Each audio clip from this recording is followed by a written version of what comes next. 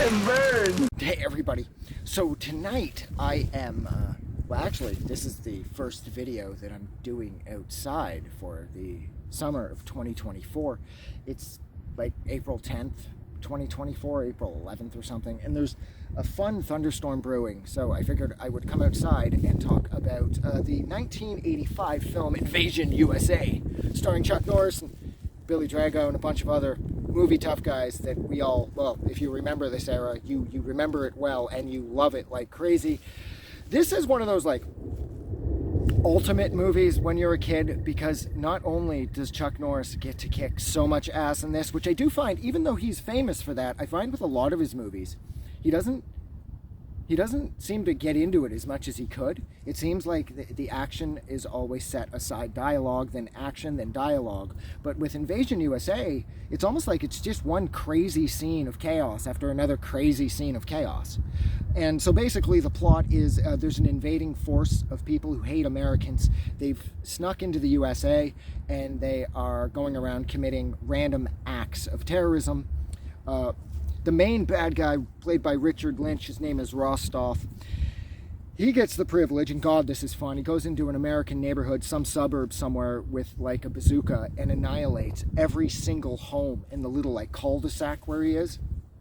And the best part about that was that the people, the filmmakers themselves, the cast and crew actually had the ability to go in and destroy these homes for real, because the government had purchased them from all the homeowners with the intention of extending the airport that was nearby. So when Rostov is blowing up the houses filled with Americans at Christmas enjoying themselves, he's actually blowing the houses up that probably aren't filled with people. Because Cannon was pretty badass back in the 80s, but they weren't that badass. They weren't actually going to kill anybody for real. And it just doesn't let go. From there, there's the church bombing that Norris thwarts, of course. He's like, oh, it didn't work, eh? He's like, now it will. And he hits the wires, he throws the bomb, and boom, the guys are annihilated.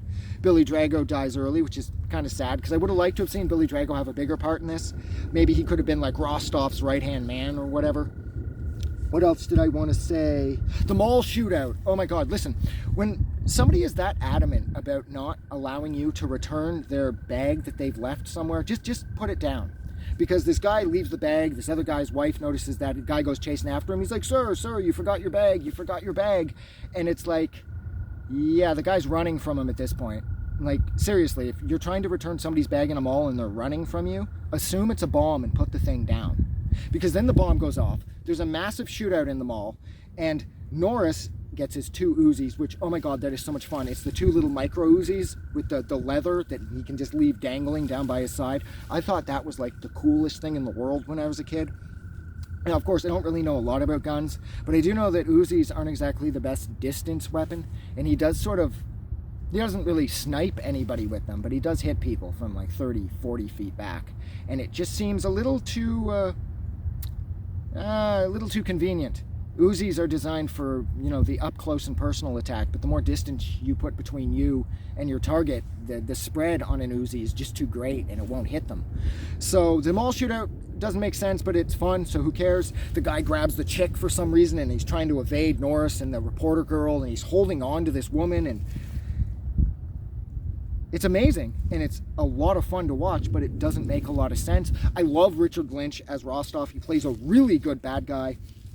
This movie had 6 military technical advisors, had like 100 stunt people. The battle at the end in the little sort of like military station that they set up, so Rostov would think that Norris had been arrested because Norris was seen as some type of vigilante, which of course he isn't. He's working for the government. So Rostov and his men make a big attack. They make a big play to get Norris. Or Hunter, Matt Hunter, if memory serves, should stop saying Norris, his name's Hunter. At least I think it's Hunter. Jesus Christ, I've seen this movie a million times, and now that I'm talking about it on YouTube, suddenly I'm doubting everything I think I know.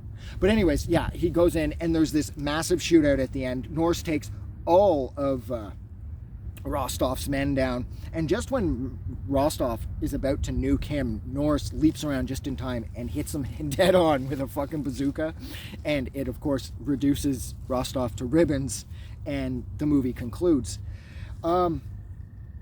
It's funny too, because I'd seen this movie a bunch of times and I'd always watch the credits, of course, and at the end, one of the people they thank is Phyllis Diller. And it never made sense to me. And then I saw the movie for about the 4th time, and I actually caught the part at the start that I missed, where the couple who were going to have sex on the beach, who end up being slaughtered by the invading force, they're watching one of those little 1980s mini TVs, and Phyllis Diller's being interviewed. So, yeah. Maybe I should have just watched the movie a little more closely when I was younger. What else did I want to say? Yeah, the stunt work was absolutely amazing. The one-liners were so much fun. I'm going to hit you with so many lefts. You're going to beg for a right, you know? And everywhere you go in this movie, it's like an endless stream of movie tough guys. Every time when Norris is driving down the street, he's attacked. When he walks into a bar, a guy tries to stop him, and he has to crush his hand and break his beer bottle in the process. And it seems like every corner Norris takes, there's another tough guy waiting there to be taught a lesson that you don't fuck with Chuck Norris. I love this movie. This movie is so bright. It's so big. The stunt work is incredible. There's, like I said, 6 military advisors. The shootout at the end is colossal. There's like 1,000 people involved. Rostov gets bazookaed. Rostov gets to bazooka a neighborhood full of houses. There's a kick-ass mall shootout. They try to blow up a bus filled with America's children. I guess they were all the kids in America. They put them on a bus, and of course Norris thwarts it again. This movie is absolutely incredible. It's mindless, but it's not mindless at the same time. It's got a... I love this story, so I guess it is mindless because it's canon. But it's not mindless because, you know, when you think about an invading force fucking with my favorite country, I would love to think that there's always going to be a Chuck Norris there who's going to beat the fuck out of them. But I know that isn't the way it always goes. So, all right, look, that is where I'm going to leave it. So thank you so much for hanging out with me for just about 7.5 minutes while I discuss the 1985 Chuck Norris vehicle, Invasion USA. Like always, if you love this movie or if you like this review, don't forget to go out and do something nice for somebody. But like always, never forget that the world is a way better place with you in it. And I'll talk to you guys later. Have a good night.